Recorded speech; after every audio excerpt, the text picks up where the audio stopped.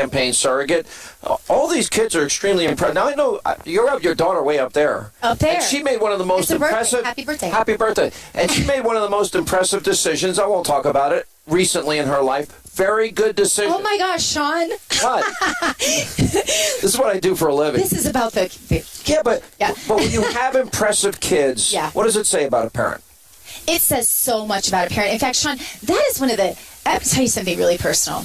Okay. When I was praying about, which is how I handle these things, I didn't know what to do. There were a lot of candidates I liked. When I was praying about this, the message I kept getting back, it just in my spirit, honestly, was, you'll know them by their fruit. You know people by their children, and the children that Donald Trump. Great. So every time my kids get in trouble, you know them by their. I know. I was just. By the way, that's not true because my parents were much better people than I am. They did not deserve me. I was incorrigible. Enough of you now, really. And I got my friend Pastor Scott here. Is that true? Do you agree with that? I do, and I know Tiffany, and she's just a great. She's a great girl. I really wanted to hear tonight. She's a great girl. I met her for the first time in Atlanta some time ago, and she was just so down to earth and charming, and I didn't know she was Trump's daughter. Yeah. I mean, I was doing some things with him, and she was over here. I thought she was a secretary. She came up, "Hi, how you doing?" She was just so nice and friendly, and I didn't know she was his daughter until I met her again in New York. I interviewed her. Very, like all the kids, very impressive. Don Jr., Eric. Don Jr. killed it tonight. He did well. Don Jr., he killed. And Eric was on this show. He did a great job. All right, Pastor, what do you think? The same thing. I said it in New York some months ago, that when you look at a man's family, it speaks volumes, to his character. But that's not fair to my parents. I was an incorrigible child. That's that one. You might make it someday. But no, I'm done. Listen, Sean has a call of God on his life. Oh, stop it. Absolutely. No, by the way, not even prayer and fasting is going to stay. Pat Caddell, you really think Trump is going to win this? I think there's a real case that he's going to win this. I think that this is a black swan election. We have a country where not only people think we're on the wrong track, two-thirds of them think the country's in decline. Why do you want to stay with what is delivered that if Trump can convince him he could be president? This convention, I think his family has played an important role to that. Mm-hmm. And Thursday night, he has the biggest test of all.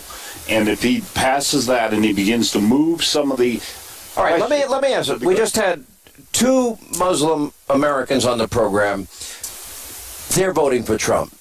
We keep hearing that he has trouble with women. Explain the women part. We have 2 pastors, black Americans, both friends of mine. You guys are voting for Trump.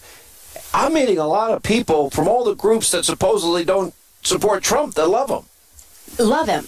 And I look at the women for Trump. There are a lot of us out there who have really just gotten more involved in this campaign than any presidential campaign. Sean, I've been going to these things for a long time. This is not my first convention. I can tell you I've never seen a magic in the air like there is here. People are really excited. Well, maybe that's why the turnout was so big. And I feel like the women are kind of leading that. Honestly, I feel like women are more involved in this, certainly more than they were Romney or Dole or many of the others. Pastor, it's always frustrated me as a conservative, the black America. Now, 58% more black Americans on food stamps after 8 years of Obama, 20% more black Americans out of the labor force under Obama. I get ticked off that this idea that conservatives or Republicans are against black America. That's not true. That's not me. We're all God's creatures, by the way, Pastor. I'm just sneaking that in. But that's coming. At this time of the year, that's coming from the other party.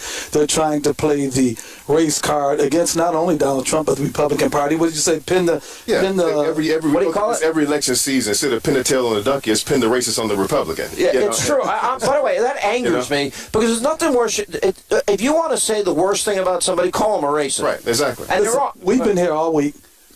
We're black. Yeah. But are you? I found out, but there has been no racism at all. I mean, honestly, it's just... By the way, I watch you walk around here. No offense, but you're like a rock star here. Come on. All right, we got to run. I'm out of time.